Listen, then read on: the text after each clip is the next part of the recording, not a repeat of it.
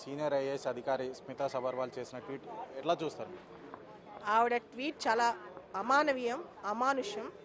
And దివ్యాంగ సమాజం మొత్తాన్ని, తెలంగాణ సమాజం మొత్తాన్ని ఆవిడ దుయ్యబడుతూ ఇలాంటి ట్వీట్స్ చేయటం. దివ్యాంగులు పైలట్లు అవ్వగలరా? దివ్యాంగులు సర్జరీలు చేయగలరా? మరి వీళ్ళు ఐఏఎస్లు ఐపీఎస్లు ఎందుకు?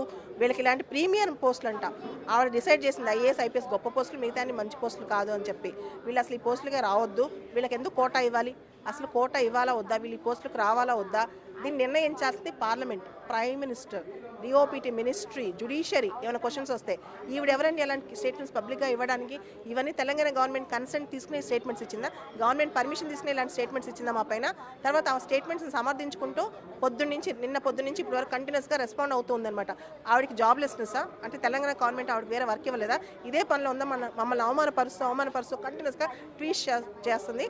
తెలంగాణ సమాజమే కాదు, మొత్తం పౌర సమాజము, దాంతోపాటు మహిళా హక్కులు, దివ్యాంగుల హక్కులు అందరూ కూడా ఆవిడపైన కేసు పెట్టడానికి రెడీగా ఉన్నారు. మేమే ఆపి 24 గంటలు ఒక టైం ఇస్తున్నాం తెలంగాణ సమాజం తరఫున. దయచేసి దీన్ని విత్డ్రా చేసుకోండి. ఆవిడ పబ్లిక్ అపాలజీ చెప్పాలి. సీఎం గారు, సిఎస్ గారు దీనిపైన రెస్పాండ్ అవ్వాలి. మీ ప్రభుత్వంలో ఇలాంటి జరుగుతుంటే మీరు ఎందుకు సాగిస్తున్నారు? మా పైన ఇంత దారుణం తగునా నేను అడుగుతున్నాను. రెండోది, ఆవిడ మా ఎఫిషియన్సీని క్వశ్చన్ చేసిందండి. అంటే మాకంత సామర్థ్యం లేదని చెప్పింది. ఆవిడెవరండి? రీసెంట్గా సుప్రీంకోర్టు తీర్పిచ్చింది ఐపీఎస్లు కూడా ఐఏఎస్లే కాదు ఐపీఎస్లు కూడా దివ్యాంగులు అవ్వచ్చు అని చెప్పి సుప్రీంకోర్టు తీర్పు ఉంది. సుప్రీంకోర్టు ధిక్కరించిన తీర్పు. ఈవిడ కోడ్ ఆఫ్ కండక్ట్, ఇలాంటి సివిల్ సర్వెంట్స్ పబ్లిక్లో ఇలాంటి వ్యాఖ్యలు చేయకూడదు. కోడ్ ఆఫ్ కండక్ట్కి వ్యతిరేకం, దివ్యాంగుల చట్టానికి వ్యతిరేకం, సోషల్ మీడియా రూల్స్కి వ్యతిరేకం. అంతేకాదు ఈవిడ చేసింది మొత్తం కూడా IT act, information technology act కింద ఈవిడ ఇన్స్టాగ్రామ్, ట్విట్టర్ అకౌంట్స్ అన్ని కూడా క్లోజ్ చేపిస్తానికి వీళ్ళందరూ రెడీగా ఉన్నారండి.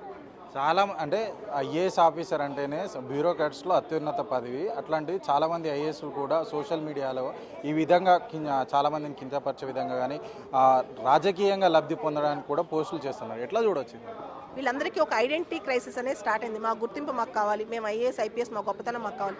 పాత రోజుల్లో వీళ్ళకి గోప్యత ఉండేది, ఎనానిమిటీ ఇస్ అ వర్చ్యూ అంటాం. ఎనానిమిటీ అనేది వాళ్ళకి చాలా ఇంపార్టెంట్ క్వాలిటీ అనమాట. అది తీసేసి సోషల్ మీడియాలో ఇష్టం వచ్చినట్టు రాసేసి వాళ్ళ అందాన్ని పొగుడుకుంటూ, వాళ్ళని పొగుడుకుంటూ కంటిన్యూస్గా చాలామంది అండి ఇలా చేస్తున్నారు. సో ఇంతవరకు వాళ్ళ ప్రైవేట్ విషయాలు మేము పట్టించుకోలేదు. కానీ ఈ రోజున పబ్లిక్గా వచ్చి డిసేబుల్ కమ్యూనిటీ మీద ఇలాంటి కామెంట్స్ చేయడం అనేది చాలా తప్పు. అంతేకాదు సమాజం దీన్ని ఎలా తీసుకుంటుంది? ఇది తీసుకుని సామాజికంగా ఆల్రెడీ వీళ్ళు ఇబ్బందులు పడుతున్నారు. వీళ్ళపైన చిన్న చూపు పెరగదా? ప్రైవేట్ ఉద్యోగాలు వీళ్ళకి వస్తాయా? నువ్వు పైలట్ అవుతావా, సర్జన్ అవుతావా అంటే నువ్వేమయ్యో, నువ్వెలా ఐఏఎస్ అయ్యో? ఏమండి అన్నీ బాగుండి అమ్మా నాన్న ఐఏఎస్లు అయితే ఐఏఎస్లు అవడం గొప్ప విషయం కాదు. ఏమీ లేకుండా పోరాడి ఇక్కడ దాకా రావడానికి ఆవిడకంతా అందరూ గొప్పవాళ్ళే. ఎగ్జామ్స్ మీకు తెలుసా తెలీదు, అడ్మినిస్ట్రేషన్ కన్నా చాలామంది సివిల్ సర్వెంట్స్, డిజేబుల్ వాళ్ళు బాగా చేస్తారు. చాలామంది ఇవకన్నా గొప్ప మార్కులు ఈరోజు తెచ్చుకోగలరు, రమ్మని చెప్పండి.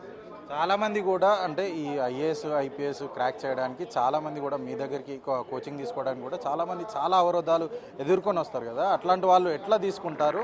అట్లాంటి వాళ్ళకి ఏం చెప్పాలనుకుంటున్నారు? ఈ స్టేట్మెంట్ చాలా మందికి బాధ కలిగించింది. చాలామంది హర్ట్ అయ్యారు. చాలామంది దీన్ని కండెమ్ చేస్తున్నారు. వాళ్ళందరూ ఇక్కడ దాకా రాలేక, చాలా ఊళ్ళ నుంచి నడవలేక, వాళ్ళని తీసుకురాలేక అందరూ బాధపడుతున్నారండి. సో వాళ్ళందరికీ అంటే ఆవిడకి ఏమాత్రం ఎంపతి ఉన్న ఆవిడ మనిషి అని నిరూపించుకోవాలి అంటే ఆవిడ ఖచ్చితంగా వీళ్ళందరికీ క్షమాపణ చెప్పాలి. ఫైనల్గా మీ డిమాండ్స్ ఏంటి మేడం? 24 గంటల లోపల ఈవిడ స్మితా సబర్వాల్ గారు ఈ పోస్టు విత్డ్రా చేసి పబ్లిక్ అపాలజీ చెప్పాలి. చెప్పకపోతే సీఎం గారు పర్మిషన్తో మేము నాన్ వైలెంట్ అంటే శాంతియుతంగా నిరసన చేయడానికి, ముఖ్యంగా స్ఫూర్తి స్థాయి ఇక్కడే ఉంది జైపాల్ రెడ్డి గారిది, ఆయన దగ్గరికి వెళ్ళి మేము కూర్చుంటాం. మాకు న్యాయం కావాలి.